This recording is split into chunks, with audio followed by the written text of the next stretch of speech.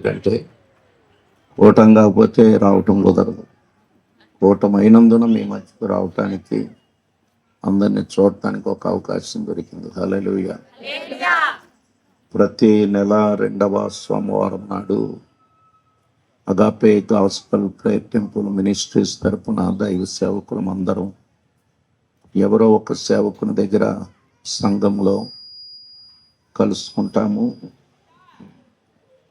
పగలేమో సేవకులందరూ కూర్చొని కాసేపు బాగోగులు తెలుసుకొని ప్రార్థనలు చేసుకుని అంశాల కొరకు దేవుని వాక్యం వింటూ ఉంటాము. అలా పగటి కూటం జరుగుతుంది.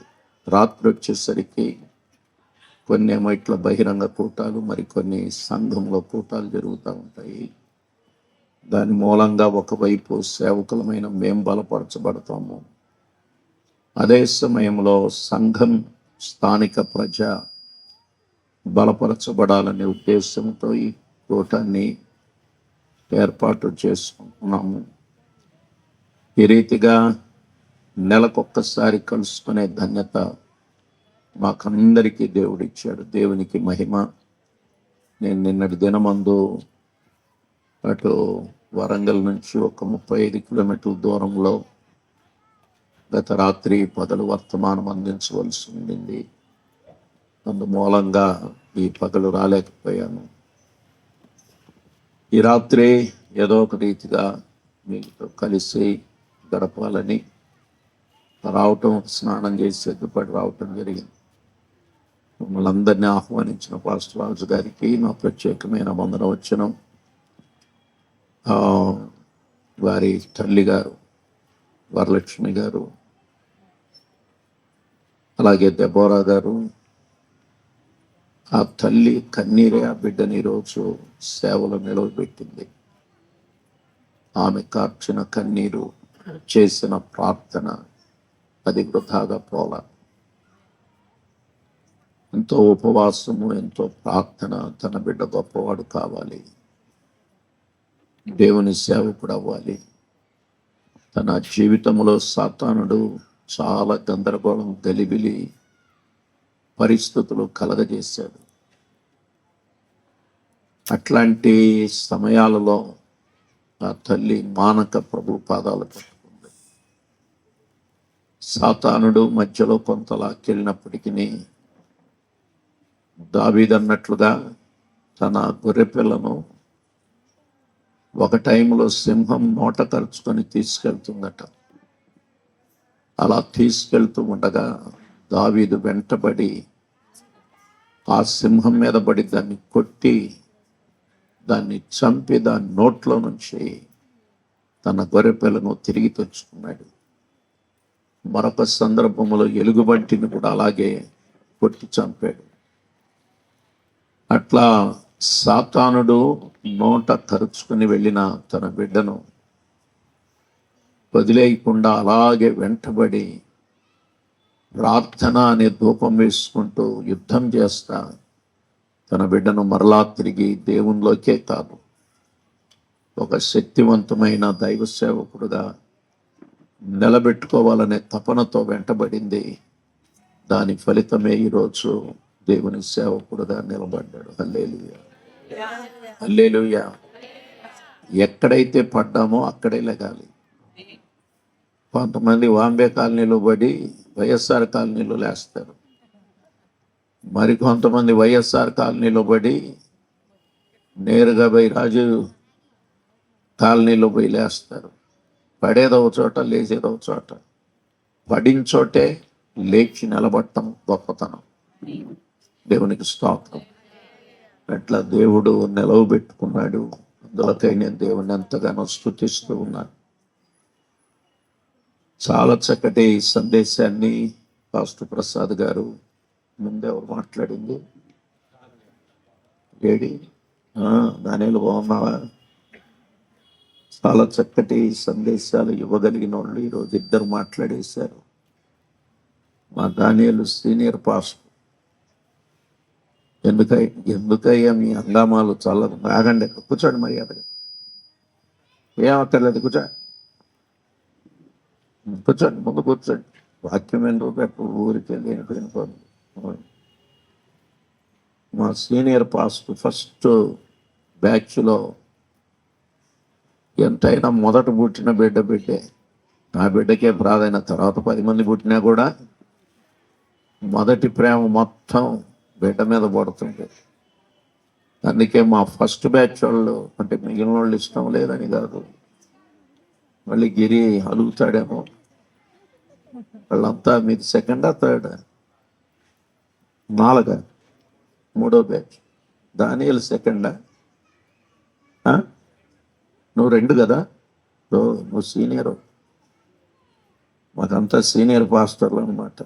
మరి కాకపోతే ఏంటి, సీనియర్లు బాబు, వయస్సు కాదు ఇక్కడ, సేవలో సీనియర్లు. అంటే చిన్న వయసులో వచ్చారు సేవ, బైబిల్ స్కూల్కి వచ్చారు. అందుకే ఈరోజు 10-15 సంవత్సరాలు, 15 ఏంటి, 19 బ్యాచ్ నడుస్తుందంటే 18 సంవత్సరాల సీనియర్ సేవకులు. చప్పట్లు కొట్టండి ఒకసారి.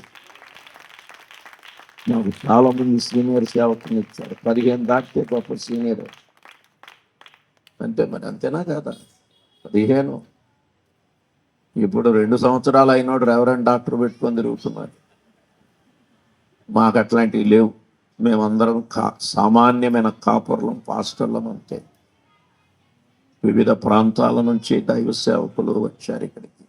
అటు తెలంగాణ నుంచి, ఇటు ఆంధ్రాల నుంచి, 2 వైపుల నుంచి రావటం జరిగింది.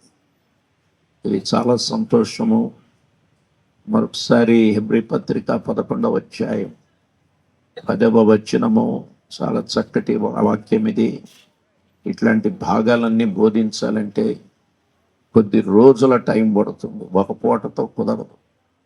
కొద్ది రోజుల పాటు బోధించాలి. అనేక సత్యాలు బైబిల్లో ఉన్నవే నెరవేర్చబడుతున్నాయి. అనేక సూచనలు నెరవేర్చబడుతున్న కాలం. ఇక్కడ దేవుడు దేనికి శిల్పియు నిర్మాణకుడై ఉన్నాడు, పునాదులు గల పట్టణము కొరకు అబ్రహాము ఎదురు చూచుచుండెను. ప్రతి దానికి పునాది కావాలి. ఇప్పుడు ఇక్కడ కనిపించేటటువంటి అపార్ట్మెంట్కు పునాది ఉంది. రేపు ఆ పరలోక పట్టణమునకు కూడా గొప్ప పునాది ఉంది. పునాది లేనటువంటిది కాదు. పునాదుల మీద కట్టబడేటటువంటి ఒక అద్భుతమైన పట్టణం. మనము 16వ వచనానికి వస్తే, అయితే అక్కడ ఏ బెటర్ హెవెన్లీ కంట్రీ, చాలా శ్రేష్టమైన పరలోకపు దేశం, పట్టణం, పరలోక పట్టణం, పరలోక దేశం శ్రేష్టమైనది, ఉన్నతమైంది. చదవండి ఒకసారి. అయితే వారు మరీ శ్రేష్టమైన దేశమును, అందరు చెప్పండి, ఏ దేశం అట? శ్రేష్టమైన. ఈ భూమి మీద ఎక్కడైనా ఉందా శ్రేష్టమైనది? మనం అనుకుంటా అరకు అనుకుంటా. ఏంది అరకు? ఊరు మంచియే కానీ ప్రజలు చెడ్డోళ్ళు. ఎన్ని భయంకరమైన ప్రాంతాలు ఉన్నాయో. ఇందాక ఒక పాస్టర్ గారు మధ్యాహ్నం తర్వాత ఫోన్లో మాట్లాడతా ఆయన చెప్పారు, ఒక ఆయన 120 కోట్లు పెట్టి చర్చి కట్టాడు. 120 కోట్లు పెట్టి చర్చి కట్టుకొని ఆయన ఒకసారి పిలిచాడట విజయవాడలో ఒక సేవకుడు. అయ్యా ఏం లేదు, ఊరికే హీలింగ్లని, స్వస్థతలని అటెంట పడ్డారు. అది ఏందోనయ్యా, ఆయన కూర్చొని కోతిలాగా గోక్కుంటాడంట. ఎలాగంట? అదొక రకమైన ఆత్మ. వాళ్ళు అనుకునేది పరిశుద్ధాత్మని. కోతిలాగా గోక్కుంటు, ప్రముఖ పాస్టర్ గారు విజయవాడలో ఆయన చెప్పింది కూడా, కోతిలాగా గోక్కొని అది ఇంటో కోతి చేష్టలాగా. అదొక, నేను అన్నాను ఇప్పుడు బోధలన్నీ తప్పుడు బోధలు, తప్పుడు బోధల కాలంలోకి వచ్చేసాం. కానీ దేవునికి స్తోత్రం, మేము నేర్చుకుంది, మేము నేర్పింది పరిశుద్ధ గ్రంథ ఆధారంగా ఉన్నటువంటి విషయాలు మాత్రమే మా బైబిల్ స్కూల్లో నేర్పబడతాయి. ఇట్లాంటి తప్పుడు బోధలకు, తప్పుడు ఆలోచనలకు తావులేదు. దేవుని వాక్య సత్యాలు యథార్థంగా నేర్చుకుని ఈరోజు ఈ ఎడం వైపు కూర్చున్న దైవ సేవకులందరూ సిగ్గుపడనక్కర్లేని పనివారిగా దేవుని కొరకు నిలిచారు. మేము ధైర్యంగా ఈరోజు మేమందరం ఎక్కడ కూడుకున్నా కలుసుకున్నా మేము బోధించేటటువంటి బోధ బైబిల్ బయట బోధ కాదు, పరిశుద్ధ గ్రంథములోని బోధ. మరి దేవుని వాక్య సత్యాలను ఆధారం చేసుకొని బోధించేవాళ్ళం. ఆధారరహితమైన బోధలు చేసి దాని మూలంగా ఫలితం శూన్యం. చాలామంది ఈ లోకంలో ఉన్నటువంటి ఆచారాలు, అలవాట్ల వెంబడి పరుగు తీస్తూ ఉండగా దేవుడు మాకిచ్చిన దర్శన ప్రకారంగా దేవుని వాక్య సంబంధంగా ఈ పరిచయలు ముందుకు తీసుకువెళ్తున్నాం. హల్లెలూయా. చెవులు గలవాడు వినుగాక, చెవులు గలవాడు వినుగాక. 16 వచనం చూడండి. అయితే వారు మరి శ్రేష్టమైన దేశమును అనగా పరలోక సంబంధమైన దేశమును కోరుచున్నారు. ఏ దేశమట? పరలోక సంబంధమైన దేశమును. అందరు చెప్పండి, ఏ దేశము? ఆ దేశాన్ని కోరుకుంటున్నారట. అందుచేత తాను వారు దేవుడునని అనిపించుకొనుటకు దేవుడు వారిని గూర్చి సిగ్గుపడడు. ఏలయనగా ఆయన వారి కొరకు ఒక పట్టణము సిద్ధపరిచి ఉన్నాడు. ఆయన వారి కొరకు ఒక పట్టణము సిద్ధపరిచి ఉన్నాడు.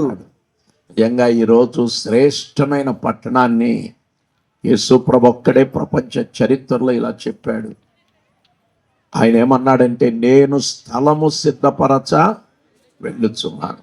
నేనుండు స్థలంలో. అందరూ చెప్పండి మాట. మన ప్రభు ఎక్కడుంటాడో అక్కడ మనం కూడా ఉండబోతున్నాం. మన యేసయ్య ఎక్కడుంటాడో అక్కడే మనం ఉండబోతున్నాం. ఈనాడు చాలామంది ఎక్కడెక్కడో వాళ్ళు కూర్చుంటున్నారు, ఎక్కడెక్కడో భక్తులు ఉంటున్నారు. కానీ యేసు ప్రభు ఎక్కడో ఉంచటానికి కాదు, ఆయనతో పాటు కూర్చుండబెట్టుకోవటానికి రాబోతున్నాడు. ఏ బెటర్ హెవెన్లీ కంట్రీ. అదే రీతిగా 12వ అధ్యాయానికి వెళ్తే 12వ అధ్యాయం 22 నుంచి 24 వరకు ఉన్న వచనాల్లో అక్కడ ఇప్పుడైతే సియోను కొండకును, ఇక్కడ ద హెవెన్లీ జెరూసలేం, పరలోక యెరూషలేమును గురించి ఈ భాగంలో వ్రాయబడింది.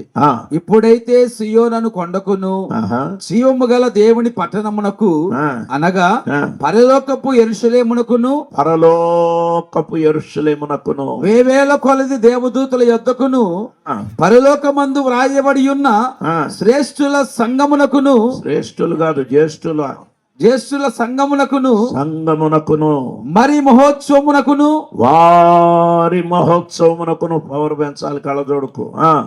అందరి న్యాయాధిపతి అయిన దేవుని యొద్దకును, అందరి న్యాయాధిపతి అయిన దేవుని యొద్దకును, సంపూర్ణ సిద్ధి పొందిన నీతిమంతుల ఆత్మల యొద్దకును. ఎవరట? సంపూర్ణ సిద్ధి పొందిన నీతిమంతుల ఆత్మల యొద్దకును. సిద్ధి. దేవునికి స్తోత్రం కలుగును గాక. ఎవరు పరలోకానికి వెళ్తారంటే ఈ లోకములో ఉన్నప్పుడు సంపూర్ణ సిద్ధి పొందిన వారై ఉండాలి. మనం చచ్చిపోయిన తర్వాత ఆత్మ శాంతి కొరకు ప్రార్థన చేస్తే శాంతించదు ఆత్మ. మీరు ఆత్మ శాంతించడానికి ఆత్మికుడు ఉంటేగా. పటం పెట్టుకొని, కొంతమంది దానికి ఒక దండ వేసుకొని, ఎదురుగా కొవ్వొత్తులు పెట్టుకొని, అట్టికాయలు కూడా పెట్టుకొని, దాన్ని ప్రదర్శించి అందరికి భోజనాలు తయారు చేసి ఆత్మశాంతి కొరకు ప్రార్థన చేద్దామని ప్రార్థన చేసి అందరు ఆత్మశాంతి కొరకు తినేసిపోతారు. వాడికి అంగుళం కూడా పనిచేయదు. ఎందుకంటే ఆత్మ తాను దయచేసిన దేవుని దగ్గరికి అక్కడికి వెళ్ళిపోయిన తర్వాత ఇంకేం ప్రయోజనం? నేను ఒక ట్రైన్కి వచ్చాను, వందే భారత్ అనే ట్రైన్కు. నేను ఎక్కువగా దానికే వెళ్తాను. హైదరాబాద్ కానీ, విజయవాడ కానీ, ఇటు విశాఖపట్నం కానీ. ట్రైన్ ప్రయాణం చేయాల్సి వస్తే అదైతే తొందరగా వస్తుంది. వందే భారత్ వచ్చినందుకు నాకు చాలా సంతోషం. ఎందుకంటే రేపు పరలోకానికి బైబిల్ ప్రకారంగా ఉన్నదే వందే భారత్. ఎందుకంటే రేపు పరలోకానికి మనం వెళ్ళేటప్పుడు ఉన్న విషయాలు బైబిల్లో రాశారు. బుద్ధి గల కన్యకలు, బుద్ధి లేని బుద్ధి గల వాళ్ళు ముందే నూనె దీపాలన్నీ రెడీగా కూర్చొని ఉన్నారు. ఎప్పుడైనా వస్తాడు పెళ్లి కుమారుడై. బుద్ధి లేని మంద అప్పుడు చూసుకుందాములే అన్నట్టు వాళ్ళు ఉన్నారు. ఈనాడు బుద్ధి లేని మంది ఎక్కువ మంది. మనం చచ్చిన తర్వాత ఎవడో ఒకటి ప్రార్థనలు చేస్తాడు. ఆ తర్వాత జ్ఞాపకార్థ పూట భోజనాలు పెడతారు. అది తిన్న తర్వాత పాపాలు కొట్టుకుపోతాయంట. ఏది తిన్న తర్వాత? భోజనాలు తిన్న తర్వాత ఏం కొట్టుకుపోతాయంట? వాడు చేసిన పాపాలు. అంటే ఎవరిలో కొట్టుకుపోతాయి? ఎవరు మాట్లాడరేంటి? అందుకే మేము ఎవరం జ్ఞాపకార్థ పూట భోజనాలు తినం. ఎందుకు? అంత పాపం మోసే శక్తి నాకు లేదు బాబు. ఎవరైనా కనుక అడిగితే నేను అదే చెబుతా. ఈ మధ్య ఒక పెద్ద దైవజనుడు వాళ్ళ దగ్గర జరిగిన కార్యక్రమం, వాళ్ళ తమ్ముడు చనిపోయాడు. వెళ్ళాము అక్కడికి. వాక్యములో ఈ మాట చెప్పాను. నా వెనక్కి వచ్చిన కొంతమంది ప్రముఖ దైవజనులు బాబాయ్ వేస్తారు దెబ్బ, ఎలా తినాలని ఆలోచిస్తున్నారు. నన్ను పిలిచారు భోజనానికి రమ్మని. అయ్యా, ప్రత్యేకంగా చాలా మంచి మటన్, ఎక్కడ దొరకని మటన్ తీసుకొచ్చాం మేము, కాబట్టి మీకు సపరేట్గా వండామన్నారు. నేను గుడ్ బై కొట్టి, నువ్వు అమెరికా నుంచి మటన్ తెప్పించావన్నా నేను తెమ్ను. ఎందుకంటే కేర్ ఆఫ్ అడ్రస్ అదే. నేను కూటాలకు వెళ్తాను తప్ప వాక్యం చెప్పడానికి వెళ్తాను. అది ఎక్కడికైనా వెళ్తా రేపు. కానీ ఇప్పుడందరూ ఆలోచిస్తున్నారు, మరి జ్ఞాపకార్థ కూటాలు తింటా ఉంటే ఇదే జరిగేదని. అదే జరిగేది. మరి ఒక ఆయనతో చెప్పాడు నాకు. ఒకడిని అడిగాను నేను, ఎందుకురా నాయన ఎన్ని తింటున్నారంటే, దాని నీకు తెలుసా అది ఎందుకు తింటున్నావా? తింటే అయిపోయావే. దర్శనాలు చూసే దానియేలు తిన్నాడు గట్టి వదిలేద్దాం, దేవుడు వదలడు. గుర్తుపెట్టుకో, సేవకులందరూ గుర్తుపెట్టుకోండి. మా ఇంట్లో కూడా మా నాన్నగారు మరణించారు, అమ్మ మరణించారు, మా అన్న మరణించారు. ఈ మరణాలన్నీ జరిగినప్పుడు మేము జ్ఞాపకార్థ కూటాలు పెట్టలా.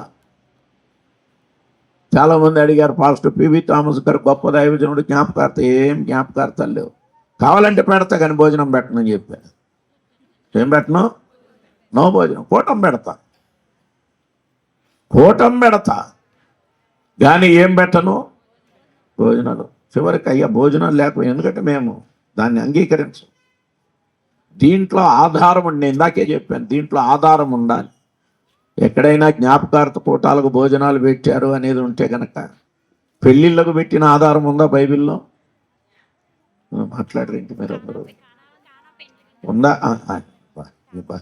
కానా పెళ్ళికి అందరూ రెడీగా ఉన్నారు. ద్రాక్షారసం లాగుదామని. హల్లెలూయా. క్రొత్త నిబంధన జ్యేష్ఠుల సంఘము ఏం పొందారట?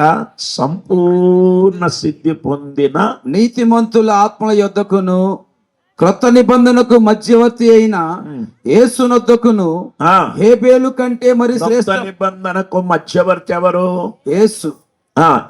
నొద్దకును హేబేలు కంటే, వినాలి, క్రొత్త నిబంధనకు మధ్యవర్తి అయిన యేసునొద్దకును హేబేలు కంటే, మాట వినాలి, హేబేలు కంటే మరి శ్రేష్టముగా పలుకు ప్రోక్షణ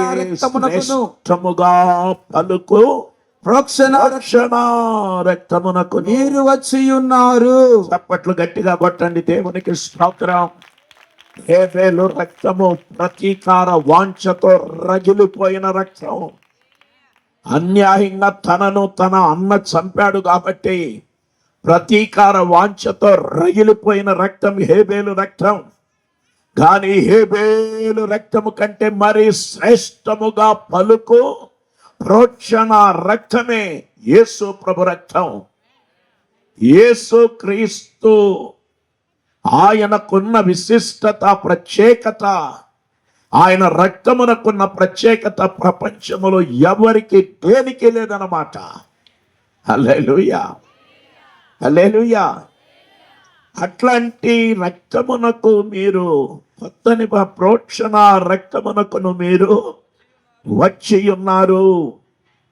ఇక్కడ శ్రేష్టమైన పరలోక యెరూషలేమును గురించి చెప్పబడి, అలాగే ప్రకటన గ్రంథము 21వ అధ్యాయం 2-3 వచనాలకు వస్తే, ప్రకటన గ్రంథము 21వ అధ్యాయము 2-3 వచనాల్లో నూతన యెరూషలేమును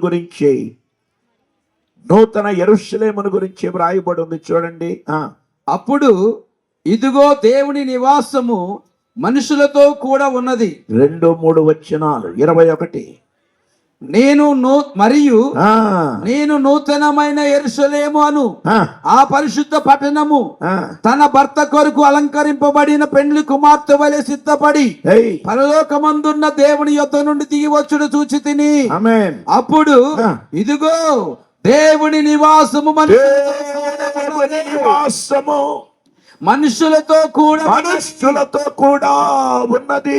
ఆయన వారితో కాపురముండును. దేవుడే వారితో కాపురముంటాడట. వారాయన ప్రజలయుందురు. దేవుడు తానే వారు దేవుడయుండి వారికి తోడయుండును. ఈ పాటికి చప్పట్లు కొట్టాల్సిన టైం దాటిపోయింది. హల్లెలూయా.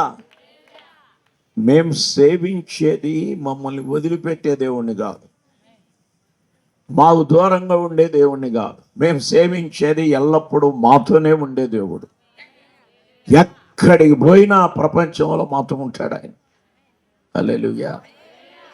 చిన్నప్పుడు అందరం భుజాల మీద చేసి ఒక ఆట ఆడాం, ఎంతెంత దూరం. చూసారా? అందరూ ఆడిన వాళ్ళే. ఇక్కడ నువ్వు ఆడావా? ఆడావు. నిన్ను చూస్తే భలే ముచ్చట కొంది కోట. మన పిల్లలే ప్యాడ్లు కొడుతున్నారు, కీబోర్డ్లు వాయిస్తున్నారు కాబట్టి ఎంత ఆనందంగా ఉందో. నాకు చాలామంది మన పిల్లలను గుర్తొచ్చారు. తీసుకొస్తా ఉండు, ఎటు సేవకేగా, కానీ ఉద్యోగం చూస్తున్నావా చూడబాకు. అందువలన ఇప్పటి నుంచే యువ సేవకులు అప్పుడప్పుడు వెంట పెట్టుకొని రావాలి వీళ్ళని సేవకుల మీటింగ్కు. ఎందుకంటే భవిష్యత్ సేవకులు వీళ్ళే. మెల్లగా ఇప్పుడు నాకేం తృప్తిగా ఈరోజు ప్రభు పిలిస్తే హ్యాపీగా తృప్తిగా వెళ్ళిపోతాను. ఎందుకంటే 10 మందిని తయారు చేయాలని ఒక దర్శనం ఉన్నింది నాకు. 10 మందిని మంచి బైబిల్ స్కూల్లో చదివించి తయారు చేసి దేవుని సేవ కొరకు వాళ్ళని వదిలిపెట్టాలని చెప్పి నాకు ఒక దర్శనం దేవుని దగ్గర ఉండింది. ఈరోజు 10 మంది కాదు, 100ల సంఖ్యలో ఇప్పటికే సేవలోకి వెళ్ళిపోయారు. 280 మందిలో సగం మందిని వేసుకున్నా. మన సమాచార ప్రకారంగా ఉన్నారు సగం మంది. 140 మంది సేవకురాండ్రుగా ఉన్నారు. ఇదిగో ప్రశాంత్ వచ్చింది. ఈరోజు బుజ్జిబాబు వస్తానంటే లేదు నాయన, రేపటి సంగతి రేపు చెబుతాను, ఎందుకంటే నా ప్రోగ్రాం నాకే తెలియదు. చాలా ఒత్తిడి కార్యక్రమాలు రోజు సభలే. ప్రతిరోజు మే 15 వరకు.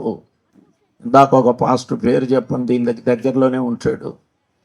ఆయన ఒక మంచి కన్వెన్షన్ స్పీకర్. బాగా ఒత్తిడిగా బిజీగా ఉన్నారు కదా అంటే, ఏం బిజీ అయ్యారు, బేరాలు లేవంటారు చూడండి వ్యాపారస్తులు. తక్కువగా పిలుస్తున్నారు, పెద్దగా ఏమి లేవు మీటింగ్లు ఈ సంవత్సరం.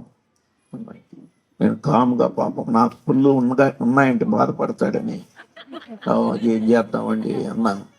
ఆయన అన్నాడు, ఏం చేద్దాం అయ్యారు, కొత్త బోధకులు ఎక్కువైపోయారు, వాళ్ళని పిలుచుకుంటున్నారు అన్నారు. ఏం చేద్దామండి, మళ్ళీ సరి అయిన పెంతుకోస్తు బోధకులు కనబడటం లేదండి. ఆయన బాధ ఎవరు పిలవటం లేదంటే 1-2 మధ్యలో వస్తున్నాయంట.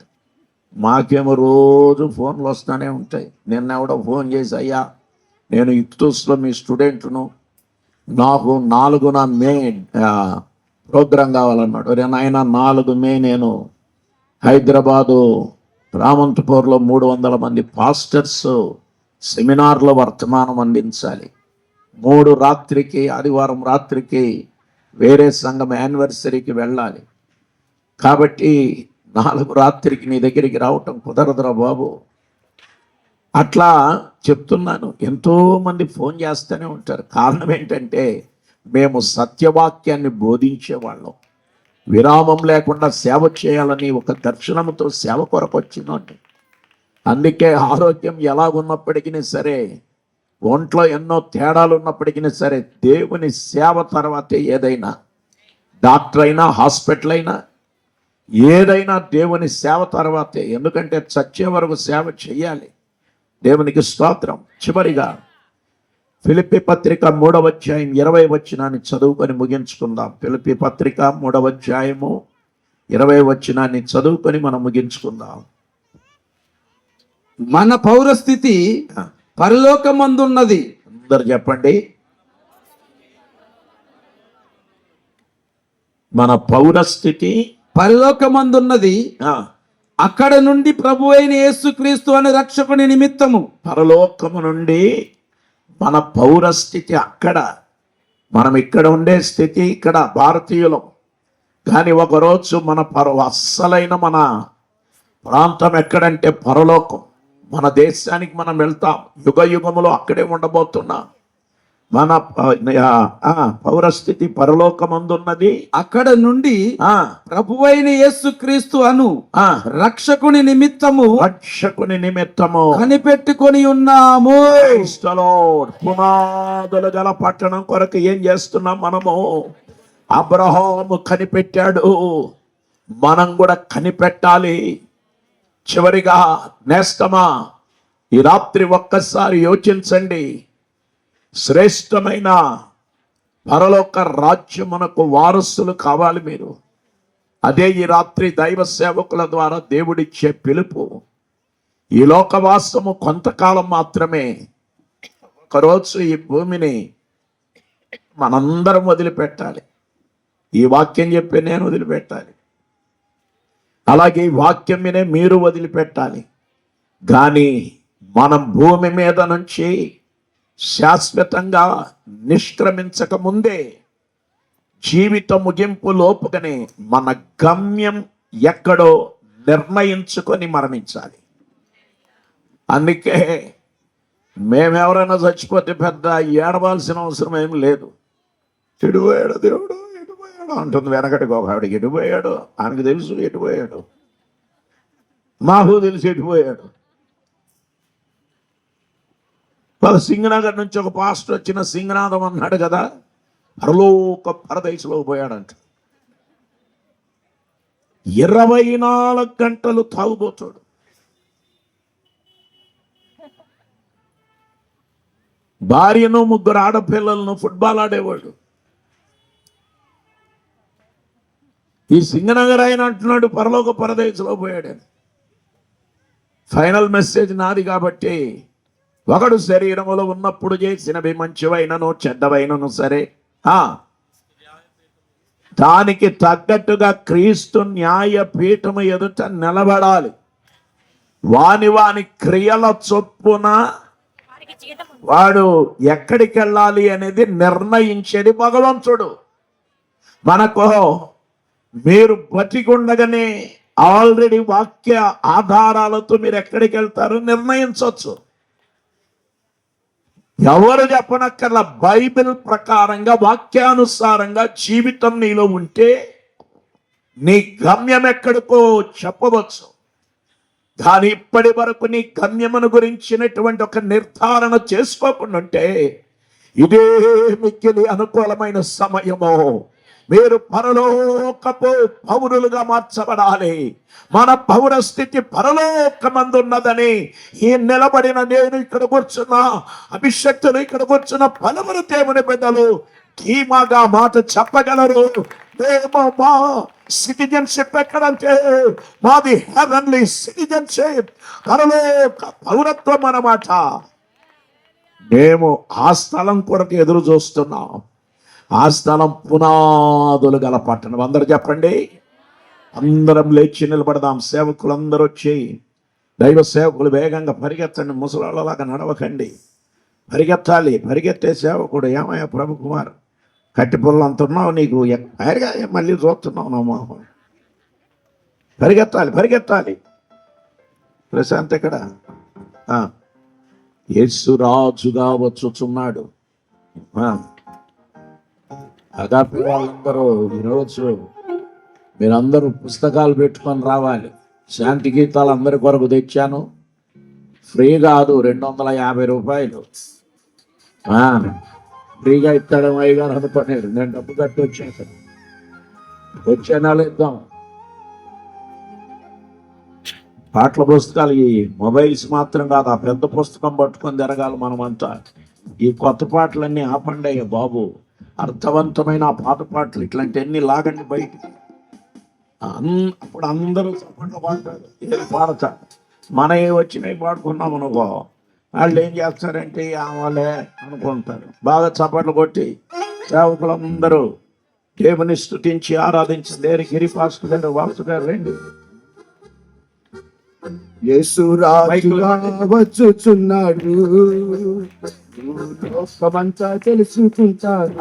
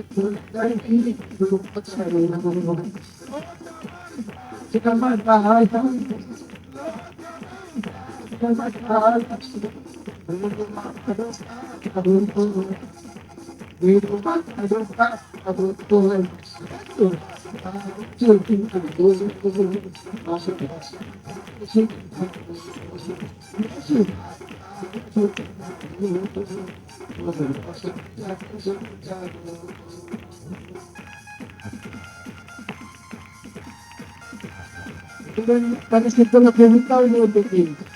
వీటిలో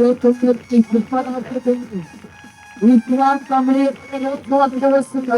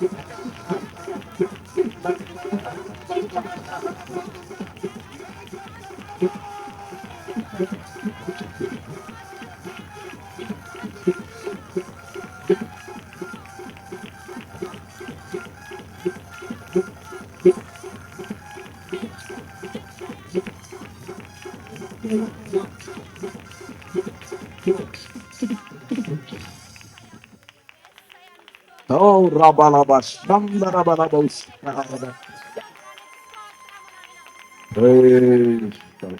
వేయగలిగిన మాత్రండి రాజు గారిని, వారి కుటుంబము, వారి తల్లి గారు, మీరిచ్చిన సంఘ బిడ్డల కొరకు ప్రార్థిస్తూ ఉన్నాం. చాలా సంవత్సరాల తర్వాత ఈ రీతిగా నాయన ఈ సంఘముతో కలిసి స్తుతించి ఆరాధించే అవకాశం ఇచ్చారు. మాకు ఈ రాత్రి ఓ పండుగలా ఉందయ్యా ఇక్కడ.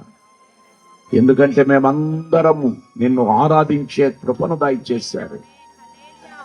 ఈ స్థానిక ప్రజానికాన్ని దీవించి ఆశీర్వదించి వర్ధిల్ల చేయండి. వారి వారి గృహాలకు వెళ్తూ ఉండగా మార్గం మధ్యలో తోడుగా ఉండి సుఖ ప్రయాణం దయచేయండి. యేసు దివ్య నామములో వేడుకొనుచున్నాము తండ్రి.